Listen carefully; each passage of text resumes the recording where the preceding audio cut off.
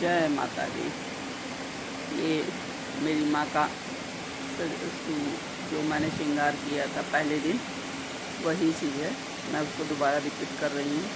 मन बहुत दुखी हो जाता है जब माँ का एक एक दिन नज़दीक आता है विसर्जन का। या विसर्जन तो नहीं कर पाती हूँ क्योंकि मैं अपनी माँ को एक जगह से दूसरी जगह ले जाके बैठाती हूँ फिर से मंदिर में।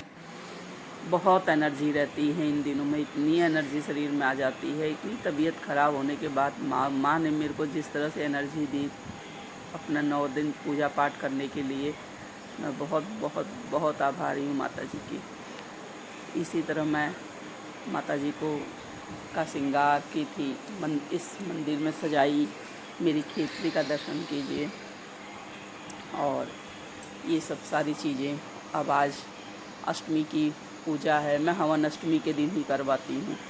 फिर नवमी के दिन कन्या पूजन होता है।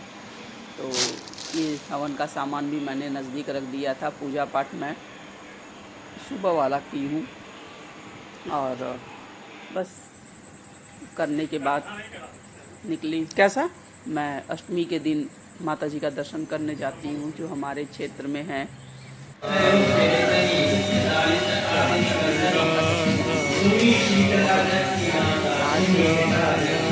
दर्शन करती हूँ और इन्हीं का सहारा है जिंदगी में।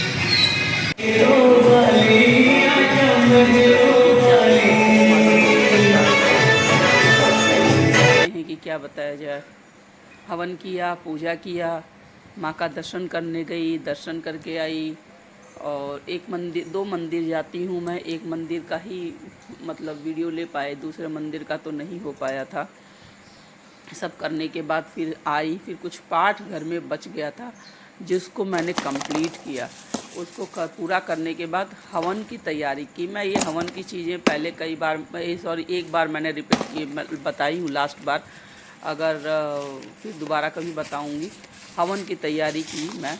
ये सब कमलगट्टा, इंद्रजौ, जौ और अगर टगर, जायफल, बेल का बुदा, अक्षत, ये नवग्रह की लकड़ियाँ हैं। इसको तो एज इज इट रखा ही जाता है, इसको मिलाया नहीं जाता है, इसको इसी तरह रख दिया जाता है। ये बाद में पंडित जी डुबा के घी में उसको डलवाते हैं।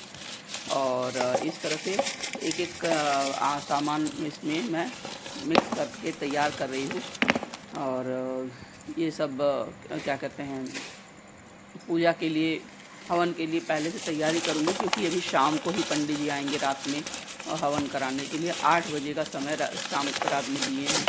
तो मैं सब कुछ करके आने के बाद, ये जटामासी है, सब कुछ करने के बाद ये बाकी रह गया था कि धुल के डाली थी, तो उसको सुखाने के बाद इसको इस समय मिक्स कर रही हूँ। काला तिल और ये है चंदन का बुरादा। और देखिए, जो जितना पाठ होता है उसका दशांश का हवन होता है। तो ये उसका बुरादा है। और ये जो है मैं नहीं खोल पा रही थी, ये है आपका वो रेडीमेड भी आता है वो हवन। लेकिन मैं रेडीमेड हवन, गायत्री हवन ही लेती हूँ जो खुला वाला होता है, वो बहुत अच्छा महकता है।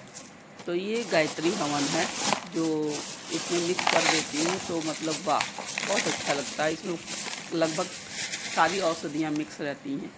और देखिए, मेन हवन तो वही होता है, काला तिल, चावल, जौ और चीनी या गुड़, घी, ये मेन हवन होता है। बाकी तो सब उसमें औषधियाँ मिलाई जाती हैं जो डाला जाता है।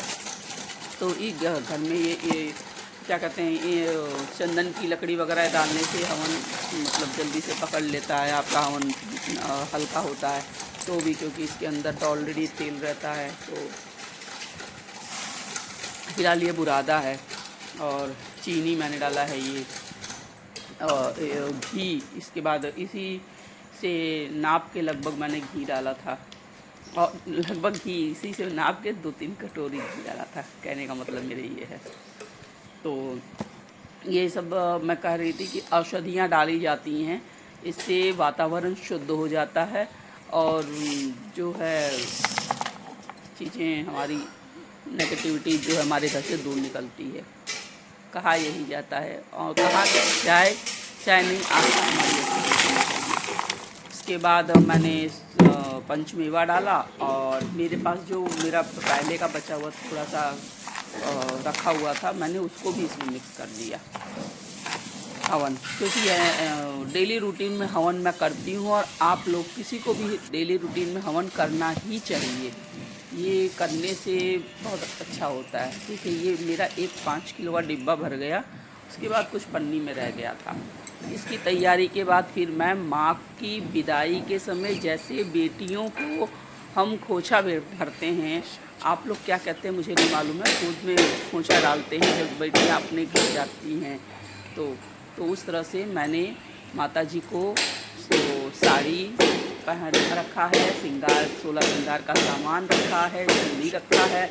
और वैसे तो सूप से खोचा भरा जाता है, लेकिन मैं इस तरह से 5 बार चावल है, इसमें चावल है, दूब है, हल्दी है, कुछ पैसे हैं और गुड़ है। इसको 5 बार मैं डालती हूँ। कोई लोग सुपारी भी रखते हैं। 5 बार डालती हूँ, फिर उसको दोबारा अपने सामने से उसमें डाला जाता है। तो ये इस तरह से माँ का खोचा भरा जाता है। ये साड़ी फिर मैं अपने ही यूज़ में ले लेती हूँ। और चावल जब भी घर में खीर बनता है, जैसे अभी शरद पूर्णिमा आएगी तब खीर बनेगा, और पूर्णिमा में कभी खीर बनता है, ऐसे भी बनता है, तो उसी से बनता है। एक चुनरी और मैंने समर्पित किया, और जो है उसका सुहाग का 16 सुहाग का सामान उस पर रखा, वो मैं पंडित जी को देने के लिए रखी। इस तरह से माता जी की कहिए एक तरह से तो विदाई का काम हुआ। पंडित जी आए, पूजा कराए, हवन हुआ हमारे यहाँ। और जैसे जैसे हवन होता है वैसे वैसे ही समझ लीजिए ऐसा लगता है कि अब माँ चली जाएगी, लेकिन जाती कहाँ है माँ तो हमको आशीर्वाद देती हैं और हमेशा हमारे साथ रहती हैं। उनका कभी विसर्जन नहीं होता है। वही तो हमको शक्ति देती हैं, वही तो हमारी माँ है जिसके सहारे एक एक कदम हम लोगों का आगे बढ़ता है। दुर्गा सप्तशती में भी आप लोगों ने ये पढ़ा होगा कि जब भी कोई भी दिक्कत प्रॉब्लम भगवान पे भी आई है तो उन्होंने याद माँ को किया है। तो माँ कभी कहीं नहीं जाती है, केवल उनकी मूर्ति का विसर्जन होता है। माँ हमारे ही घर रहती है, हमारे ही दिलों में रहती हैं, और उनके बिना तो हम एक पग भी कहीं नहीं जा सकते। एक सेकंड के लिए हम इधर से उधर नहीं हो सकते हैं। तो इस तरह से हवन किया गया, हवन समाप्त हुआ। आज मेरे घर में काम भी बढ़ गया था। हवन के पहले अभी मैंने एक काम और कराया था। खैर वो तो घर के रूटीन वर्क में नहीं था, अचानक में हुआ। कुछ सामान हम मंगवाए थे तो उसको इंस्टॉल करने के लिए रात को 8 बजे आया था। तो वो आके उसको लगाने उगाने लगा। आधा ध्यान इधर आधा ध्यान उधर करना था। तो मैंने कहा पंडित जी थोड़ा रुक जाइए, पहले वो हो जाए फिर हम हवन करेंगे, पूजा करेंगे। पंडित जी भी मान गए। तो फिर हम लोग को करने में रात 10 बज गया था। ये सब चीज़ें कंप्लीट करने में, पूजा पाठ सब सारी चीज़ें करने में। लेकिन बहुत अच्छे से हम लोगों ने अपना हवन किया परिवार के साथ बैठ के। हम लोग बहुत तरीके से हवन कर लिए। हवन के बाद अब दूसरे दिन जो है देखिए, इतनी सवेरे नौमी वाले दिन बहुत सवेरे मैं उठी, और ये एकदम अंधेरा है सब। देखिए मैंने जैसे ये खिड़की खोली ऐसे छिपकली मेरे हाथ पे गिर गई थी। तो दिखाने के लिए, क्योंकि वो जो जाली लगा था, तो मेरे हस्बैंड टहल रहे हैं, वो भी उठ गए थे सुबह ही, और उनको जाना था बाहर। और मेरा लड़का तो ऐसे ही पेट को लेके उसको सुबह निकलना ही पड़ता है। इसके बाद ये देखिए, ये इंस्टॉलेशन करने के बाद मेरे घर का हालात इतना गंदा हो गया था, पूरा ईटा से तोड़ के सब नीचे गिरा था। इसको सब साफ़ सफाई की उतने सवेरे इसलिए उठना पड़ा मुझे। और उतना समय मतलब 4 बजे के पहले मैं उठी थी, क्योंकि ये गंदगी इतनी फैल गई थी यहाँ पे कि उसको साफ़ करना बहुत ज़रूरी था। और पूरा धूल धक्कड़ मिट्टी नीचा बहुत गिर गया था ये सब चीज़ें। अरे बहुत बहुत परेशानी हो गई थी इसको। रात को तो सही की ही, लेकिन थक गई थी बहुत, क्योंकि 10 बजे हवन पूरा हुआ। फिर घर का और काम, बर्तन वगैरह धोना धाना करना, तो फिर मैं बहुत टायर्ड हो गई थी। इसलिए जो है उसको छोड़ दी। देखिए इतना धूल गिरा था कि गैस और सिलेंडर के, देखिए चूल्हे के ऊपर भी इतना गंदा ये सब लग गया है। देखिए मतलब क्या करूँ, मेरा काम डबल ट्रिपल हो गया इसमें। फिर ये सब पोंछना, साफ़ करना सब किया ना, साफ़ करके नहा धो के अपना बाकी का फिर रूटीन पकड़ी ना। एक तरफ चना उबालने के लिए रखी, एक तरफ सूजी बनाने की तैयारी की। तो मैं बस एक कटोरी ही सूजी ये ली थी। एक कटोरी सूजी को मैंने एक ही कटोरी घी में भूना है। तो थोड़ा सा ये और ऊपर से फिर मन किया कि लाओ डाल दें, लेकिन मैंने उतना ज़्यादा डाली भी नहीं मैं। तो इसको एक कटोरी घी, उसी घी से कटोरी से एक और जरा सा और समझिए सवा, एक तरफ मैं पानी गर्म करने के लिए रखी और जो है उधर एक तरफ पानी गर्म हो रहा था। तो पानी गर्म करने में ही मैं उसमें इस बार चीनी डाल दी। और चीनी देखिए ये मैं इस बार चीनी उसी में डाल दी और केसर इसी में डाल दिया और इलायची कूट के डाला इसमें। ये सब चीज़ें तो बताएं तो कि दूध जवा चावल डाल लो। मैंने केसर है जिससे, लेकिन बहुत अच्छा, इतना अच्छा बना मेरा। मैं फर्स्ट टाइम इसको कि चीनी डालने वो उसके बाद पानी डालो, तो थोड़ा सा मेरे को थोड़ा सा अजीब लग रहा था। लेकिन आज मैं जल्दीबाजी के चक्कर में जब ये खूब अच्छे से लाल हो रहा है, तो लाल होने के बाद पानी मैंने पलट दिया। उसमें मेरे को बहुत ज़्यादा परेशानी और दिक्कत का सामना ही नहीं करना पड़ा। और जब ये सूजी वो देखिए कितना सुंदर पानी लग रहा है, एकदम चीनी ख़त्म है इसमें का, जैसे लग रहा है चाशनी बन गई है। और लगभग चाशनी बन ही गई उबल उबल के वो। और जब सूजी भून रही थी तो उसी भूनने में ही जो भी ड्राई फ्रूट्स डालने थे उसको डाल के उसी के साथ मैंने भून दिया। और ये दोबारा से दिखा रही हूँ मैं कि थोड़ा और मन किया तो मैंने थोड़ा और इलायची डाल दिया था इसमें।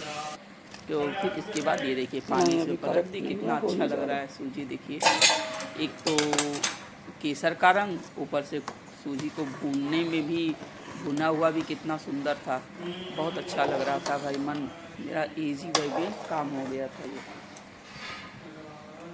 और इसी तरह ये इसको बनाने के बाद फिर मैं चना बनाने की तैयारी की। चना के लिए बहुत ईजी, सभी लोग क्या जानते हैं, कुछ बताने वाली ज़रूरत ही नहीं है। इसमें जो है टमाटर डाला है, हरा मिर्चा डाल के और तेज पत्ता डाल के पहले इसको अच्छे से वो कर ली। उसके बाद मैं जो है रोटी और चना बनाई। ये चना तो मैं सूखा बनाई थी, ये तो मैं आलू टमाटर की एक सब्ज़ी और बनाई बच्चों को खाने के लिए, कि बच्चे जो है ना आलू टमाटर बहुत पसंद करते हैं।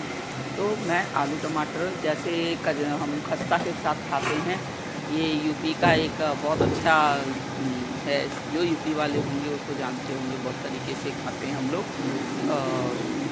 तो वही सिंपली आलू टमाटर की सब्ज़ी एक तरफ बना लिया मैंने और एक तरफ वो करके बस फटाफट मैं पूरी छानने लग गई। और पूरी भी बहुत अच्छे फूल के अच्छे से बनी मेरी। और ये सब मेरी तैयारी कन्याओं के आने के पहले हो गई, इसलिए कि कन्या आती हैं तो फिर उनकी पूजन में भी बहुत अच्छे मन से लगना पड़ता है। दिमाग को इधर उधर नहीं लगाना चाहिए कभी कि अरे अभी तो मेरा पूरी नहीं छना रहे, ये नहीं हुआ, अरे वो नहीं हुआ। तो मैं इस तरह से उसको तैयारी कर ली। देखिए छोटी छोटी कन्याएं आ गई माता के रूप का। मैंने पहले उनका पैर धोई, पैर धोने के बाद उनको मैं एक पैर में आलता लगाती चली गई और बट मेरा बेटा तिलक काट उनको लगाया और चावल लगाया। हाँ। फिर जो है 2 भैरव बाबा आए थे इस बार मेरे पास। और कन्याओं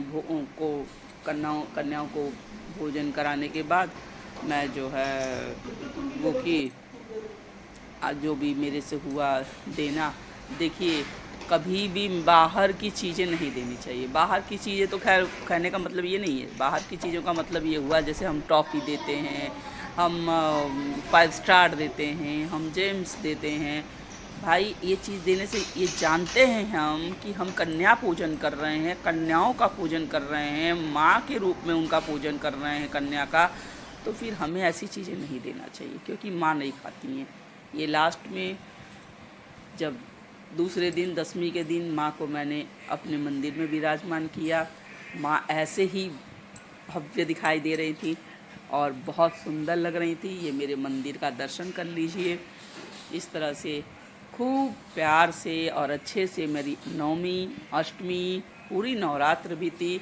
माता रानी सबको आशीर्वाद दें और सब खुश रहे, जहाँ भी जो रहे बहुत खुश रहे। मेरे कान्हा कन्हैया गोपाल श्री जी माता जी आप सबको आशीर्वाद दें और हर एक का कष्ट दूर हो। जय माता दी, जय माता दी।